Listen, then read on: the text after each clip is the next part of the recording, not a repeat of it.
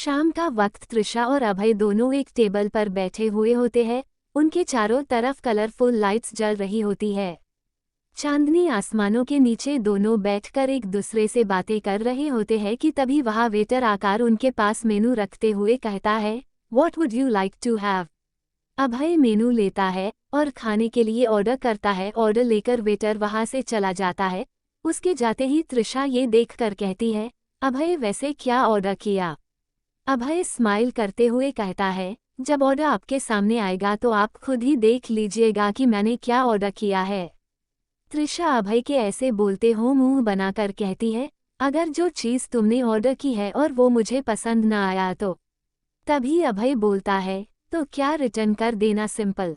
तभी त्रिशा रुड होकर कहती हैं, हम इससे अच्छा तो तुम मुझसे एक बार पूछ ही लेते।"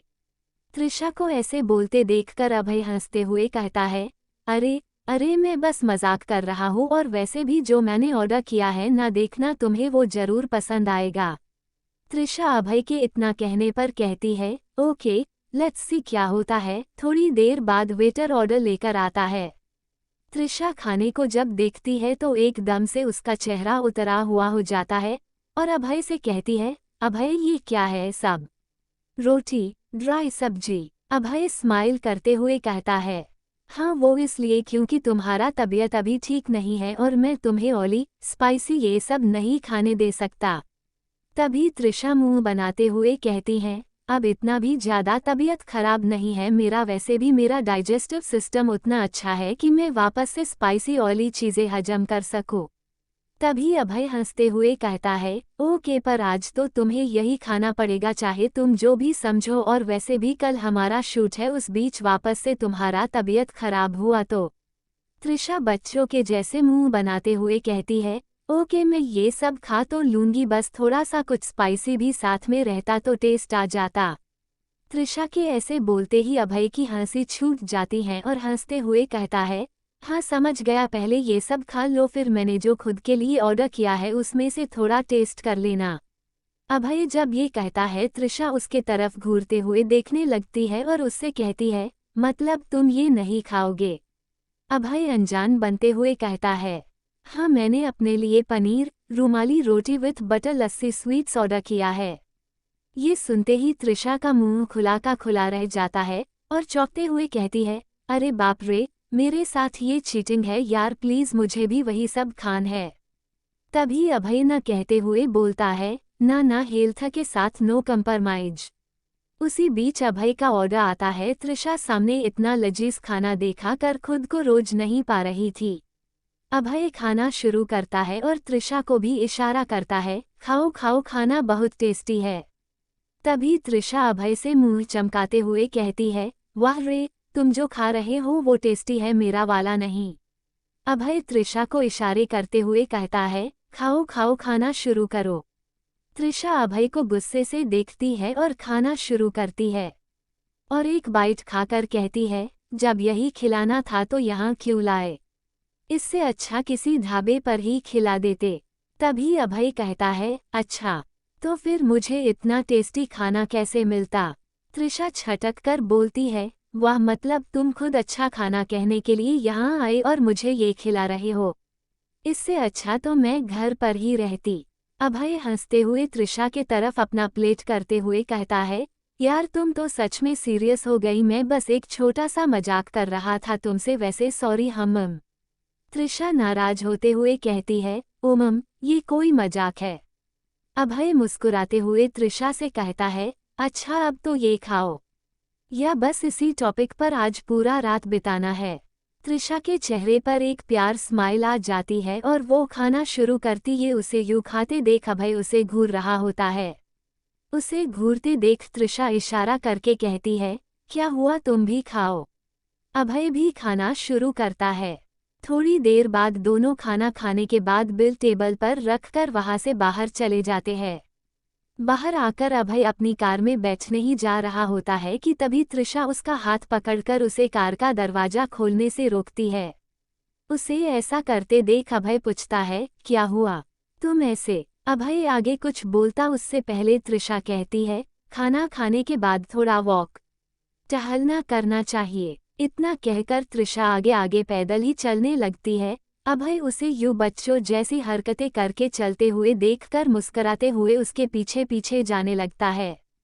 कुछ दूर आगे जाने के बाद रोड के उस पार एक बहुत ही बड़ा नदी होता है। वही पुल के पास तृषा खड़ी होकर आसमान में चांद को देखते हुए कहती है, वाव, ये नज़ारा देखने में कितना प्यारा है ना।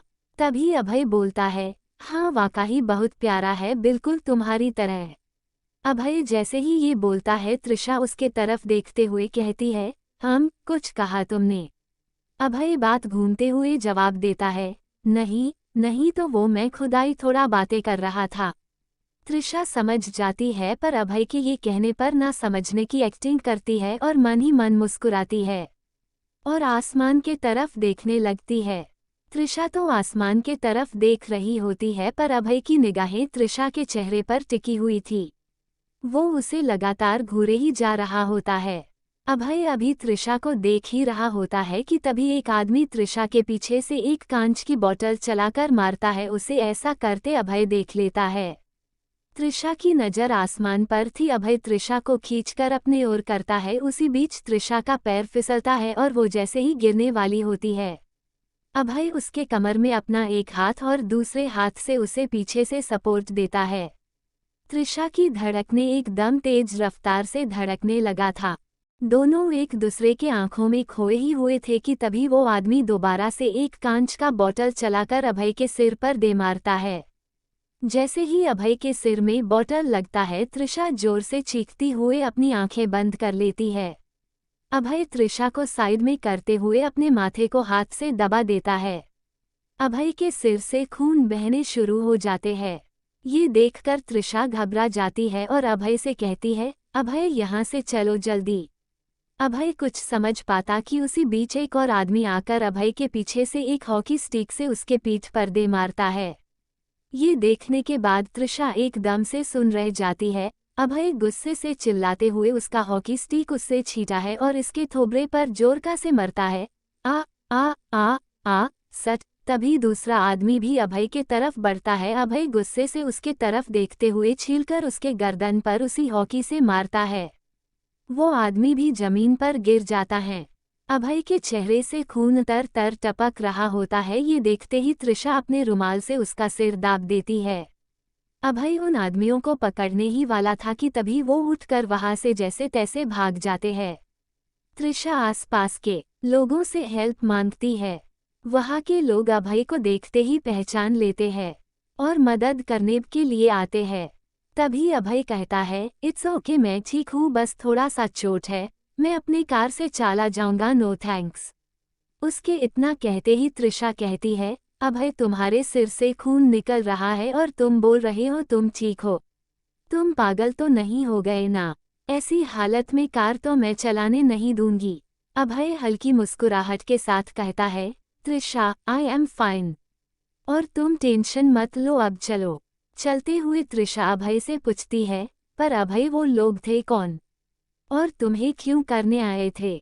अभय कार का डोर खोलते हुए कहता है, यही तो मेरे समझ में भी नहीं आ रहा है। खैर अब क्या फ़ायदा इस बारे में बात करके।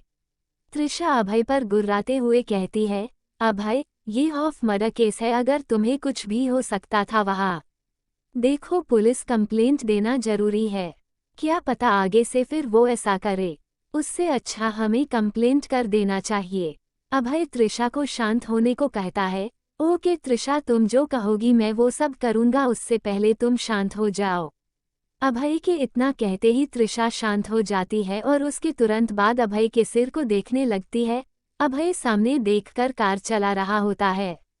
तृषा उसके घाव को देखते हुए बहुत ही बुरा फील कर रही थी और अपने उंगलियों को आपस में सहलाते हुए कहती है, कहीं ना कहीं मेरी भी गलती है, न मैं वहां जाती और न तुम मेरे साथ वहां आते और न ये सब होता।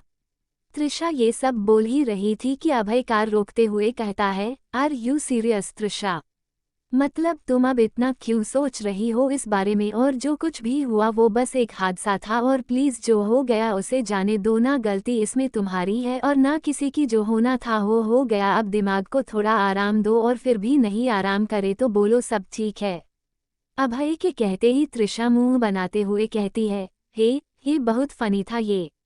अभय हंसते हुए कहता है, हाँ पता है, पर अब तुम ज्यादा ना सोचो इस बारे में, वही बेहतर होगा तुम्हारे लिए। उधर अर्जुन रुपए से भरा बैग लेकर एक सुनसान बिल्डिंग में जाता है जहां चारों तरफ अंधेरा होता है और सामने एक बल्ब जल रहा होता है। अर्जुन अकेले उस बल्ब की तरफ बढ़ता है, तभी उसका फोन बजता है। अर्जुन झट से अपना फोन पॉकेट से निकलकर कॉल रिसीव करती है। हेलो, तुमने जो पता दिया था मैं वहां पहुंच गया हूँ। तभी उधर से जगीरा बोलता है, ठीक है, पैसे पूरे हैं ना? अर्जुन हाँ कहता है। ठीक है, बैग वहीं राखी और वहां से बाहर निकल जाओ। अर्जुन बैग वहीं रखता है और वापस जाने के लिए मुड़ जाता है और उससे तनु के बारे में पूछता है, तनु कहाँ है? जगीरा हंसते हुए कहता है, हमारे आदमी पैसे लेकर वहां से बाहर जैसे ही आएंगे तुम्हारी हीरोइन तुम्हें मिल जाएगी। इतना कहकर कॉल रख देता है। अर्जुन के बाहर जाते ही वहां दो आदमी आकर बैग चेक करते हैं। बैग में पैसे पूरे होते हैं। ये देखने के बाद वो जगीरा को कॉल करके कहते हैं, सरदार पैसा मिल गया है, बैग पूरा पैसे से लावालब भरा हुआ है। ये सुनते ही जगीरा बहुत खुश होता है और अपने आदमियों से कहता है, इस लड़की को छोड़ दो। इतना कहने के बाद उसका एक आदमी अपने दूसरे आदमी को कॉल करता है जो कि तनु को अपने साथ एक कार में लेकर उसी बिल्डिंग के पीछे था। उसे वहीं पर उतरने के बाद वो सब पैसे लेकर वहां से रवाना हो जाते हैं।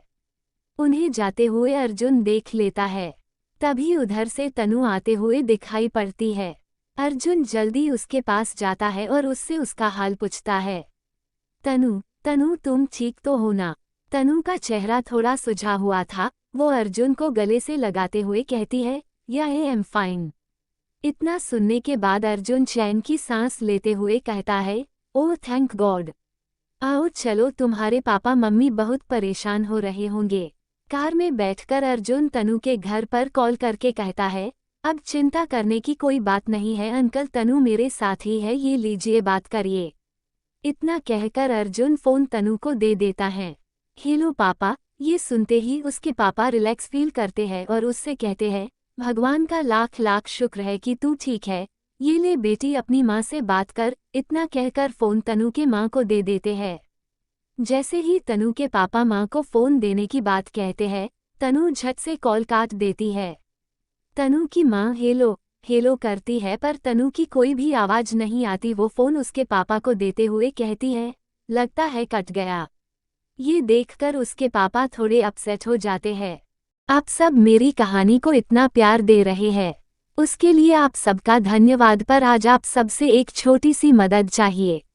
मैं अपनी कहानी को किसी प्रोफेशनल AI के जरिए बनाना चाह रहा हूँ, जिसके लिए मुझे 900 रुपये की ज़रूरत है।